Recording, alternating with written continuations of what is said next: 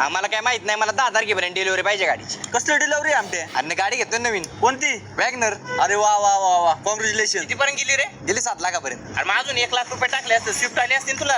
WagonR काय ते म्हातारी लोक वापरतात. वॅगनर जरा मोगमच गाडी, स्विफ्टच घेतो. अरे थांबतो आमटे, आता तो बजेट वाढलेच आहे ना, आपण 2 लाख टाकून ब्रिजचा घे ना. स्पेस बिस कसला आहे त्या गाडीला, 1 नंबर गाडी आहे ती. तो पटलं बरं का मला, ब्रिजा खरंच भारी गाडी. अरे कायची भारी, अजून 1 लाख रुपये टाकले तर क्रेटा गाडी ब्लॅक फिल्मिंग करायची. अरे पोलिस पण नाही अडवणार, एकदम मात खोळा. आणि बचत मळा 100 लाख रुपये टाकून थार घे. तुझे मला तो पटलं बरं का, थारला डोकं लावतो मी. अरे त्याचं गोड ऐकतो तू. कार मध्ये कधी बसलाय का? त्या गाडीत बसला ना हात पाय जाम होत्यात. त्यापेक्षा तू आहे ना XUV गाडी घे, चांगली लांबल्याचं गाडी. आणि आहे ना तू फॅमिली पण मोठी आमते. तुझे अरे ह्या बालिशीनं मला डोळेच उघडलं. मी घरच्यांचा विचारच नव्हता केला. XUV डोकं देतो मी. ऐकशील ना त्या बालिशचं, ऐकशील ना तू.